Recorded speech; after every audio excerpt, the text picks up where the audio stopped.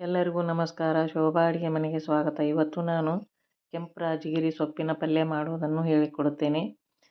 ತಿನ್ನಲು ಎಷ್ಟು ರುಚಿಯೋ ಅಷ್ಟೇ ಆರೋಗ್ಯಕ್ಕೂ ಬಹಳ ಉಪಕಾರಿಯಾದಂಥ ಸೊಪ್ಪಿದು. ಈ ಸೊಪ್ಪಿನ ಪಲ್ಯ ಮಾಡಲು ನಾನು ಇಲ್ಲಿ 1 ಕಟ್ಟು ಕೆಂಪು ರಾಜಗಿರಿ ಸೊಪ್ಪು ಚೆನ್ನಾಗಿ ತೊಳೆದು ಕಟ್ ಮಾಡಿ ಇಟ್ಟುಕೊಂಡಿದ್ದೇನೆ. ಮತ್ತು ಒಗ್ಗರಣೆಗೆ ಜೀರಿಗೆ, ರುಚಿಗೆ ತಕ್ಕಷ್ಟು ಉಪ್ಪು ಮತ್ತು ಮಸಾಲೆ ಖಾರ, ಹೆಚ್ಚಿದ ಈರುಳ್ಳಿ ಮತ್ತು ಎಣ್ಣೆ, ಅರಿಶಿನ ಪುಡಿ. ಈಗ ಒಂದು ಕಡಾಯಿಗೆ 2 ಚಮಚದಷ್ಟು ಎಣ್ಣೆಯನ್ನು ಹಾಕಿಕೊಂಡು, ನಾನು ಇಲ್ಲಿ ಸಾಸಿವೆಯನ್ನು ತೆಗೆದುಕೊಂಡಿಲ್ಲ, ಜೀರಿಗೆಯನ್ನು ಮಾತ್ರ ಹಾಕಬೇಕು. ನಂತರ ಇದಕ್ಕೆ ಹೆಚ್ಚಿದ ಈರುಳ್ಳಿಯನ್ನು ಹಾಕಿ ಸಣ್ಣ ಉರಿಯಲ್ಲಿ ಗುಲಾಬಿ ಬಣ್ಣ ಬರುವವರೆಗೆ ಇದನ್ನು ಫ್ರೈ ಮಾಡಿಕೊಳ್ಳಬೇಕು. ಇದಕ್ಕೆ ಬೆಳ್ಳುಳ್ಳಿಯನ್ನು ಹಾಕಿದರೆ ಅಷ್ಟು ರುಚಿಯಾಗಿರುವುದಿಲ್ಲ, ಕೇವಲ ಈರುಳ್ಳಿಯಲ್ಲೇ ಮಾಡಬೇಕು.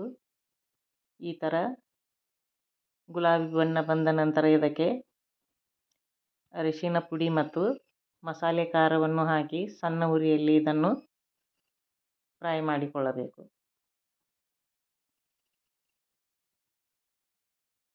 ಈ ರೀತಿಯಾಗಿ ಇದನ್ನು ಸಣ್ಣ ಉರಿಯಲ್ಲಿ ಫ್ರೈ ಮಾಡಿಕೊಳ್ಳಬೇಕು.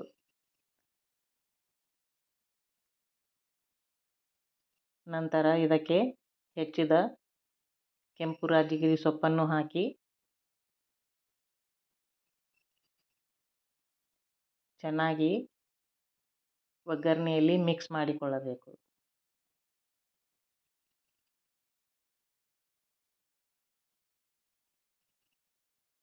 ಇದಕ್ಕೂ ಸ್ವಲ್ಪವೂ ನೀರನ್ನು ಹಾಕಬಾರದು.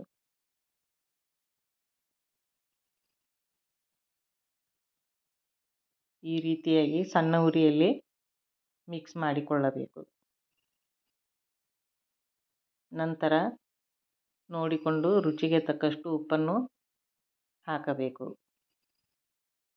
ಯಾವುದೇ ಸೊಪ್ಪಿನ ಪಲ್ಯ ಮಾಡುವಾಗ ಉಪ್ಪನ್ನು ಬಹಳ ಹಾಕಬಾರದು. ನಂತರ ಮೇಲೆ ಮುಚ್ಚಳ ಮುಚ್ಚಿ 2 ರಿಂದ 3 ನಿಮಿಷ ಸಣ್ಣ ಉರಿಯಲ್ಲಿ ಬೇಯಿಸಬೇಕು. ಈಗ 2 ರಿಂದ 3 ನಿಮಿಷ ಆಗಿದೆ.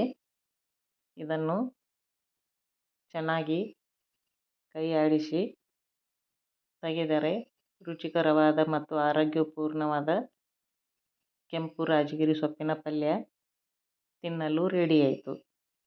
ಇದು ಬಿಸಿ ಬಿಸಿ ಜೋಳದ ರೊಟ್ಟಿಗೆ ಬಹಳ ರುಚಿಯಾಗಿರುತ್ತದೆ.